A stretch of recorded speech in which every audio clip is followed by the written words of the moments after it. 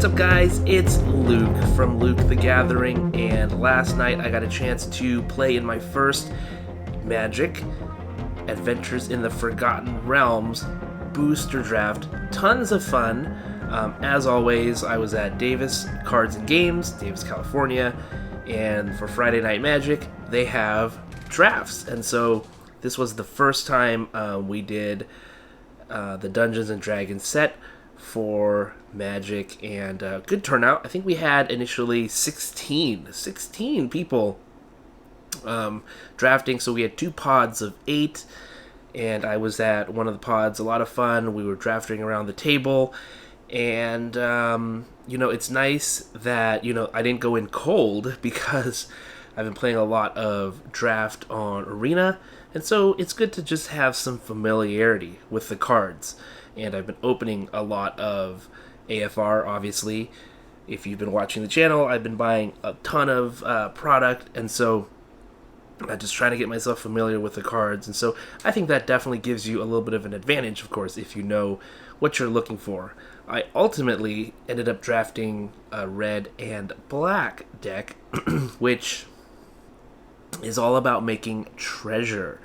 And so I didn't get that one card. I think it's Kalain, who is like the painter who gives you treasure and boosts your creatures if you have. I got very few in terms of bigger name cards, as you'll see. My first draft was actually, I think, a removal spell.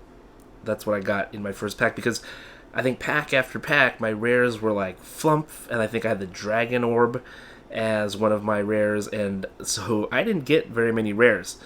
And there were some good rares flying around today, or last night I should say, throughout the draft. For example, someone pulled and got the Mordekainen, which is pretty amazing. Someone actually drafted Tiamat out of that. Not sure how great that would work in a draft, but was pulled nonetheless. And then the foil extended one, no less. And then they also, who else was it? A Demolich was also pulled. So there were some good cards pulled, but then none of them came to me. In fact, I played another red-black person right at the start of the tournament, and our decks were very similar. I think we took cards where we could have totally used them in our deck from each other. And of course, that's how it happens in a draft. But anyways, I ended up going 2-1. So 2 wins, 2 match wins, and 1 match loss. Pretty good for a deck with 0 mythics, 0 mythics, and 0 rares. Everything was common or uncommon. I just drafted the best that I could from what was there and play the deck as best as I could. And I'm happy with a 2-1 record. So, you kind of, you play the hand that you're dealt. And there was a card in there that I personally love playing, which of course I'll talk about in the video. So let's take a look at the cards I drafted, and you tell me what you think of my draft deck, and then the sideboard and the extra cards that I didn't use. So we'll go over all of that right now. Okay, well, here we go. We're going to start off with the Skullport Merchant, and this guy is actually really nice in a treasure deck, because when he enters the battlefield, create a treasure token. So obviously, right at the get-go, you get a treasure for him. You can actually sacrifice another creature or treasure to draw a card. You can do that a whole bunch of times because you don't have to tap him or anything. He's a 1/4, really nice blocker, especially in the beginning of the game, and gets you treasure tokens. So I feel like this guy was really nice value. He prevented me from taking damage, especially early on. That was really helpful, and I was actually able to get this merchant out early in the game. So he did give me some, a little bit of ramp with the mana that I needed at the beginning, and I definitely needed it because I was definitely trying to stay alive in some of these games that I was playing right at the beginning. So the Skullport Merchant ended up being a pretty winning card for me, and I think this is something I would draft early next time around as well if I'm in black. This guy, a really great value. Love this guy. Look at this. 3 chattering skeletons came my way. Throughout the draft, I was looking for like more creatures that I could get into my deck because I was realizing I'm not going to have like a bomb. I'm not going to have anything like extremely great. So I took a lot of medium level, medium. I'd say this guy's like medium high in terms of a creature. He's a 4/3. When he dies, he ventures into the dungeon. Died a lot in the games that I played, and I had 3 of these, so died many, many times. But you know what? There was good value here. 4/3. I could trade with this guy quite often with some of the threats that my opponents had, and then I got to go into the dungeon and make some decisions whether I wanted to gain life by going into the Mad Mage or if I wanted to take away life by going into the Tomb of Annihilation. Those are things I could do with clattering skeletons. So this was actually, I was picking this because I needed a little bit of a bigger body, and I think the draft pick worked out.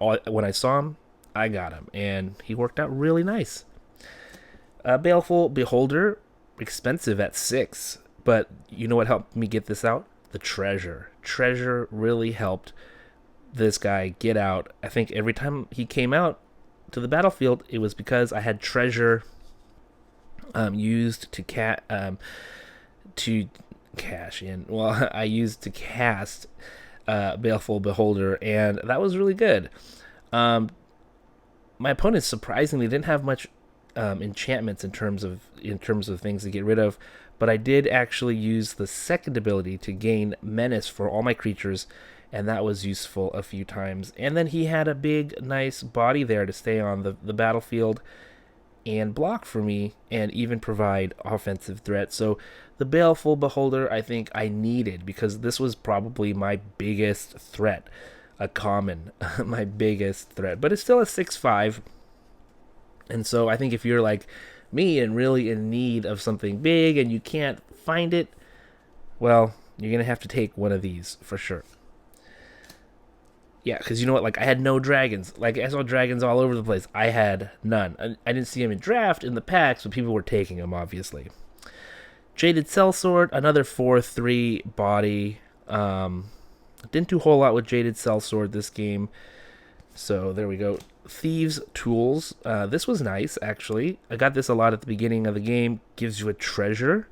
Again, fits the theme really nicely. And then when you equip this to a creature, they can't block that creature, which gave me a lot of opportunities to just get these little incremental damage in and wither down the opponent. This would have worked well with the Horde Robber, because if you put that on the Horde Robber, you get a treasure every turn. You're only pinging them for 1, but it's still nice. But the thing is, people kept killing the Horde Robber. Horde Robber didn't stay around for very long. In fact, there was a point where I was talking about my opponent in red-black, and they had all these amazing removal spells. I got my creatures removed 4 times in a row that first game, and I was like, oh, this is not going to go well. Horde Robber was one of those unfortunate creatures. Same with the Herald of Hadar. I didn't really get to use Herald of Hadar very often at all. In fact, I had a mulligan a few times, and Herald of Hadar was the person, unfortunately, who had to go on the bottom of the deck those times that I mulliganed, and he ended up being in my hand those times. Rust Monster, surprisingly nice, with a 2/1 first strike body. This guy kept me in the game because my opponents didn't want to attack somebody with first strike. And so the board presence alone made Rust Monster worth it for me yesterday. Valor Singer, really great, given that +1. My guys are so small, a +1 is a really nice little bonus.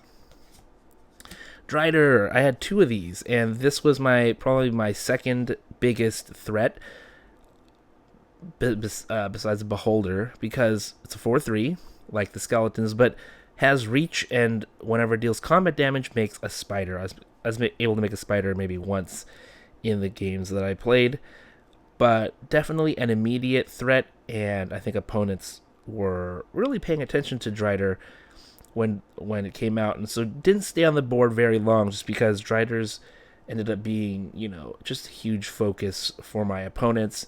they didn't want to see Drider around. And so, as I predicted, I was hoping to use Drider more on an offensive, in the offensive front, to get that spider token out, but it didn't happen, and it was okay. But, a big threat, so it did catch my opponent's attention.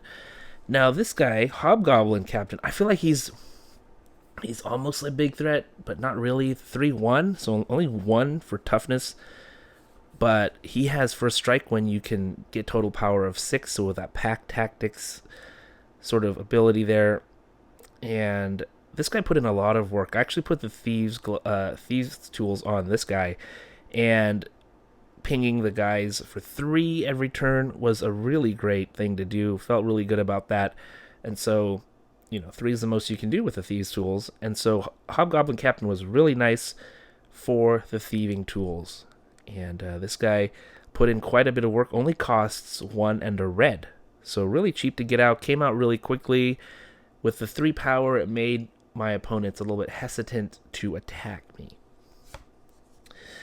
Vampire Spawn, really nice, giving you, 2 life and making your opponent lose 2 life. It's just a little bit of damage, but he's also a nice 2-3 body out there on the field.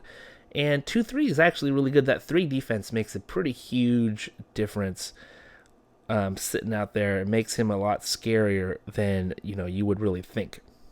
So I'm glad he's 2-3 instead of a 2-2. We got Hoarding Ogre. Hoarding Ogre is pretty awesome, actually. 4-4, 3 and a red. You have a 3-3 creature, and this guy came out quite often and was making me tons of treasure tokens. That was really, really great. Just rolling the d20, sometimes getting 1, sometimes getting 2, and I ended up getting quite a few treasure tokens off the Hoarding Ogre. So he really did his job. 3-3, I think, is a mid-range sort of creature, great in the mid-game, and that's what he did. He played a lot until he was eventually targeted on an attack and taken out, but definitely put in the work for me.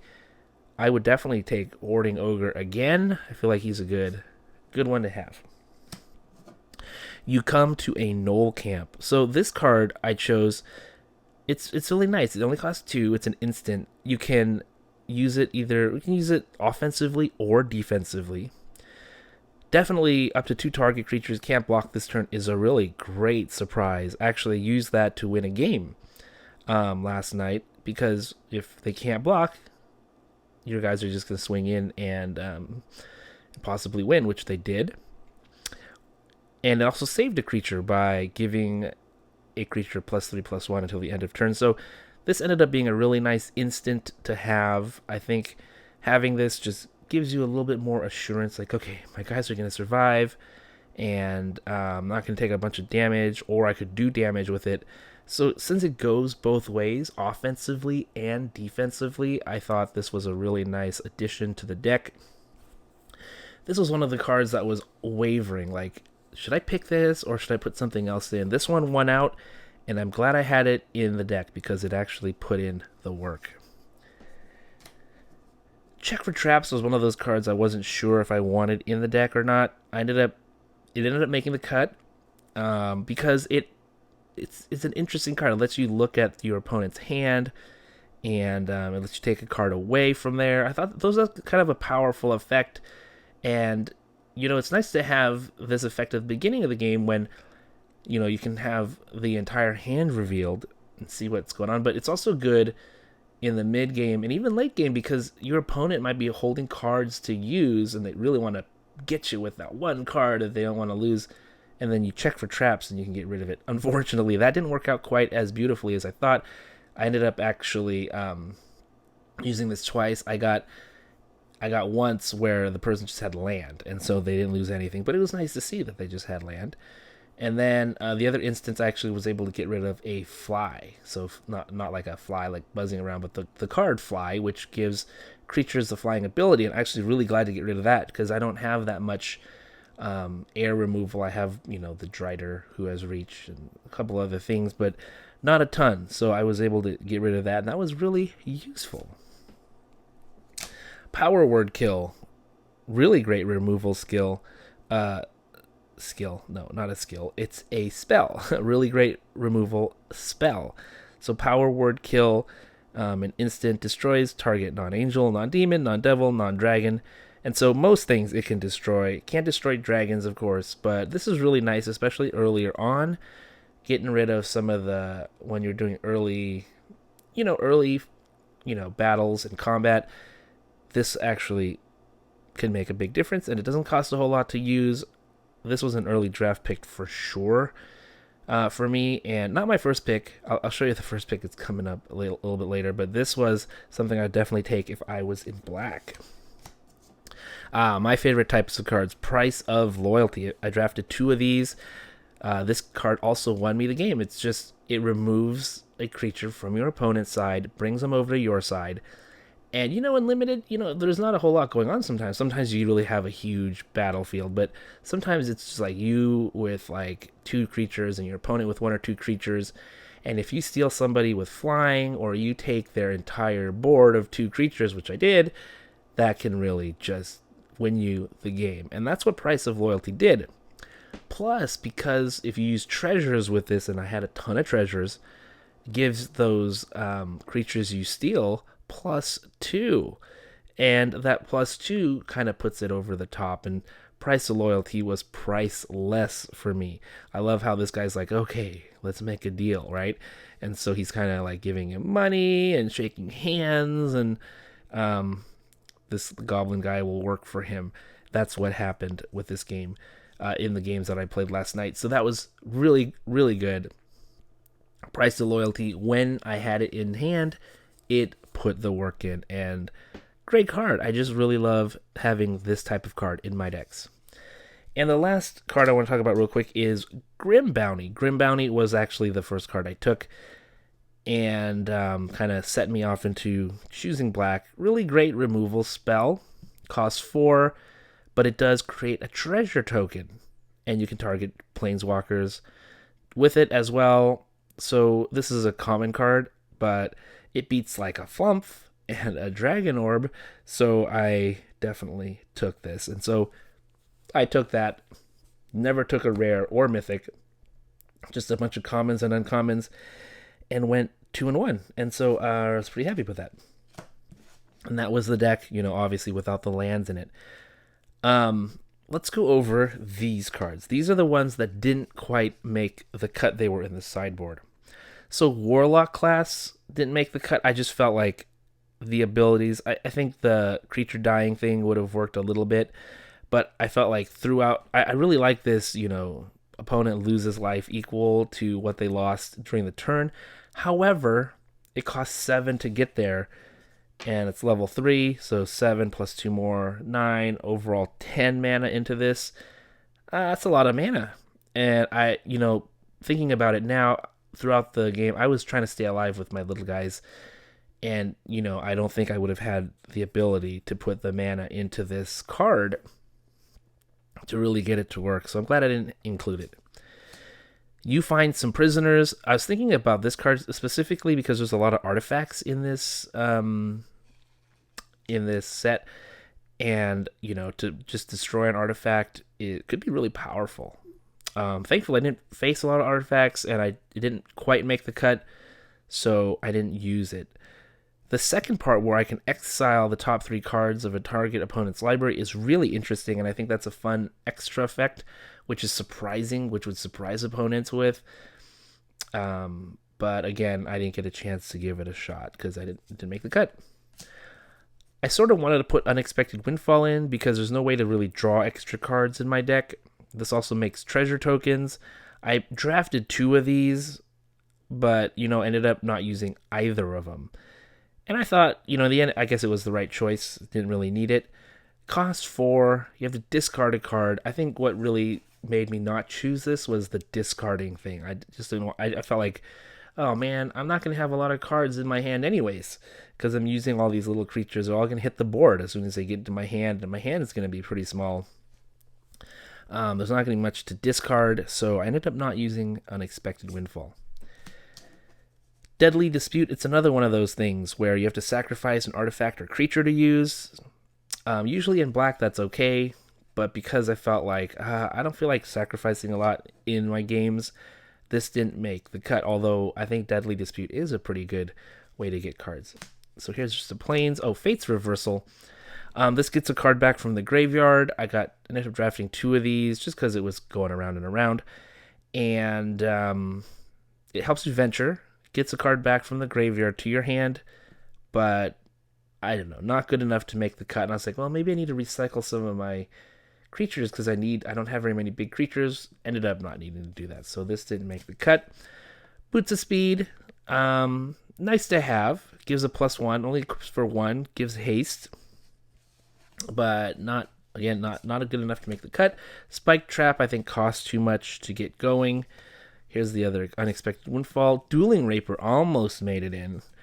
It's nice because you can just play it for 1, flash it in. But they get to keep it. It's a permanent +2/+0. But that's all it really does. Makes your guys a little bit buffier. They're still going to die, especially if they don't have a lot of good toughness. And my guys didn't have toughness. I could have used maybe a boost in toughness to keep guys on the board. So Dueling Rapier, that's not what I needed. So I didn't put it in. Feign Death was one that I thought, oh, this is actually really good. It's gonna bring back creatures. Also put a +1/+1. Ended up cutting it. I think I went for some more removal rather than saving my guys. And ultimately I think it was the right choice. And then the off cards I got from the draft that didn't make it at all from other colors. The Gloomstalker, I got that in the foil. Contact Other Plane, Compel Duel, you hear something on watch, Rally Maneuver, you find a cursed idol, Trickster's Talisman, and Planner Ally. So that's it. That's the draft. I had a lot of fun. Again, no mythics, no rares drafted whatsoever. I went 2-1 with red black. I think I played pretty decently. Like I said, I played another red black player in the first game, first match, and I went 2-1 with that one. The second match was the one where I lost 0-2, and that one was against somebody who had a really good life gain deck, and they were getting counters on their guys, and it was just really hard to whittle that guy down. We came close, but ultimately could not win. And in the third game, I actually played the person who pulled the Tiamat, and so their deck was an interesting one. They were trying to get Tiamat out, so it had all the colors, and they were struggling to get things going because of you're trying to get Tiamat out. What else are you going to do?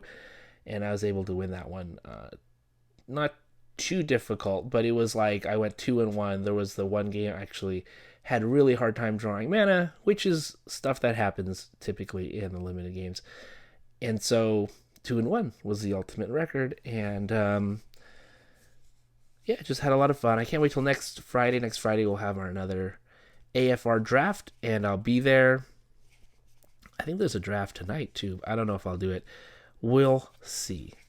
Thanks for hanging out with me. Thanks for watching, and I will see you next time.